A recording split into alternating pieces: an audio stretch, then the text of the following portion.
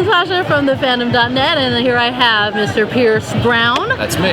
Author of the Red Rising trilogy and the upcoming Iron Gold. And upcoming Sons of Ares.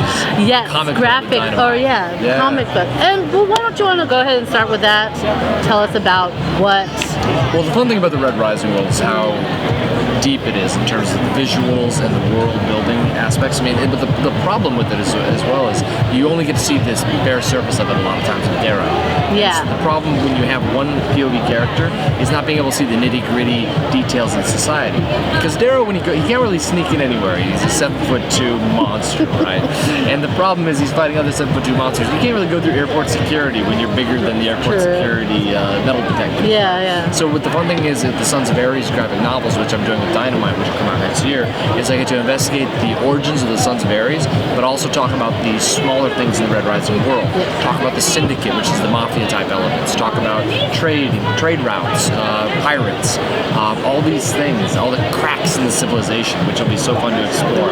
And I get to do it with characters, a lot of them you already know and love, and see a lot of their origins, like Harmony and Dancer and Fitchner, but also get to invent and create new characters and introduce you to. So I'm really excited about it. So how did that come about? Like, were you already thinking about trying to get a comic done? I was, and then we were actually approached pretty serendipitously by Dynamite. Nice. And Dynamite's such a great home for it because they just did Brandon Sanderson's White Sand adaptation. Oh. And so they did the George R. Martin adaptations, and they've done the Red Sonja, all things I'm a fan of. And so it's amazing to be able to find that sort of partner in this endeavor. Nice.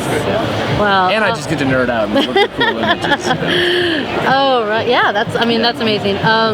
What about Iron Gold? What can you tell? I mean, I'm kind of scared about what's going to happen in Iron Gold. Yes, because we have characters that we've grown to love in the first trilogy, and I'm scared for them. Should I be?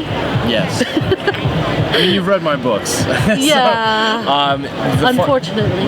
The terrible and amazing thing about Iron Gold is the diversity of storytelling I get to use now, because the main character is now still Darrow, but there's other POV characters. Okay. And so I get to go through, see the world through their eyes, a gray, a red, another gold, and you get to really investigate the world more. But what that does is it puts so many of your fan favorites and characters in the crossfire. And as the world grows, more threats rise up. And what happens after you break an empire? You have to pick up the pieces and try to hold it all together. And so desperately seeking to maintain control of what they've taken control of, you see the stakes continue to get raised for these characters. Nice. Can you tell us, or can you tease us, like what new characters you'll have? No.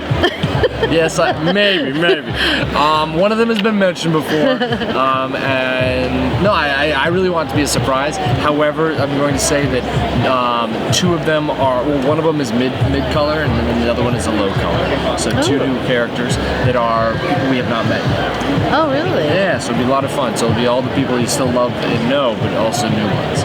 And then those who survived the last your first those few who have survived the perils of Morningstar. Oh, okay.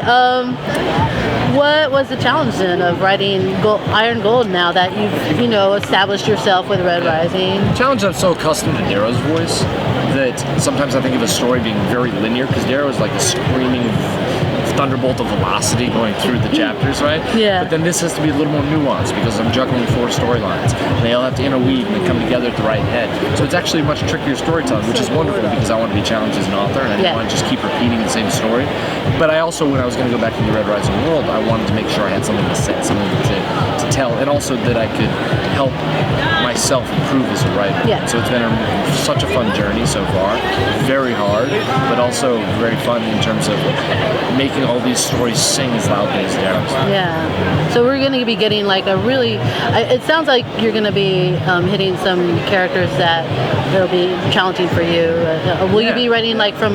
I'll be writing more diverse I want to ask, like, will like Mustang, will she maybe possibly be one of those?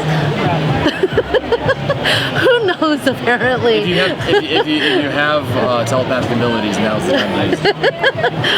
Oh, okay, no.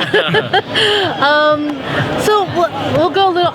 We'll do a little character play. All right. We'll have you say let's get Severo's thoughts. Severo's thoughts on certain topics. Severo's thoughts about the current political climate. Yeah. Shit. Fuck. Dang it! You already said it. But yeah, like on the current topics of this world, of this current world, the presidential election. I mean, I think I just touched on that one. Oh exactly, right? Yeah. Let's all go stand in a porta potty and vote for the least appealing turn. I'm sorry. No. I'm sure they're very qualified people running for president. All right. Comic-Con. Comic-Con. Severo's opinions? Yes. Why won't everyone get out of my fucking way? I'm trying to walk here. Pokemon Go.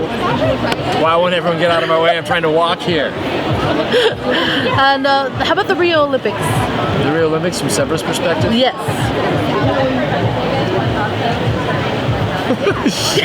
I don't even know. That is like fish out of water. I know. I think yeah, you're trying to troll me here. Like Severo go down to the favelas and just hang out, and he become like the local crime lord. Oh my gosh. Yeah. And Pierce Brown. Great guy. Great guy. I think he's a little biased here. Severo's got a little brown right here. Severo just doesn't want to be killed off. He's like desperate. All these characters suck up to me. And what are your future plans for, I mean, do you plan on doing anything outside of Red Rising? Mm-hmm. Yes, I'm actually working in television right now where I'm developing a couple projects. I also have a fantasy series I desperately want to write. The problem is I'm so laden down with so many things in the Red Rising world, which is fantastic because I really love building this world. Yeah. But fortunately, there's other projects I'm eager to work on too. So that means I'll write it fast. And have you seen any cosplay with regards to your characters? Yeah, there were two amazing people, Erica and CJ. Last night, two people I met, and they were dressed as Howlers, and so they were just utterly fantastic. Mustang. Well, one was Mustang, so not technically a Howler. And I think one dressed as Pebble, and they had amazing, amazing gold wigs and like contacts in. It was fantastic. Oh, yeah. Awesome. They even had a gold standard they're bringing around House Minerva. It's fantastic. Really? Yeah, I loved it. Okay, that's what you guys' challenge is. Peanut butter jelly time right here. You live in jelly, aren't you? Just a little. I don't do cosplay. Okay, all right. I just can't afford that stuff. Anyway. Well, thank you, Pierce, for all your time, and I hope you have a wonderful rest of the day. Bye.